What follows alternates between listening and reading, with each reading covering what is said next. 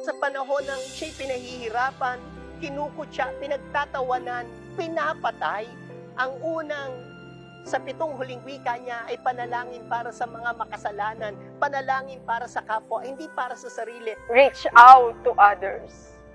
Share the gospel. Mahalin natin ang ating pamilya, gawin natin ang ating responsibilidad ng mainam sa ikalulugod ng Diyos. Napakataas ng presyo na binayaran ng Panginoon upang ikaw ay mapatawad, upang ikaw at ako ay maligtas sa ating kasalanan. Kaya siya na bayubay sa krus ng Kalbaryo, kaya siya nasugatan ay upang tayo gumaling sa ating sakit at karamdaman. Now, everyone who comes to Christ can experience forgiveness of sin, deliverance from the bondages of the devil. Mula sa unang salita hanggang ikapitong wika, sa 7 last words ni Lord Jesus, sa cross of Calvary, in history, kumpleto ang proseso ng complete redemption ng human race.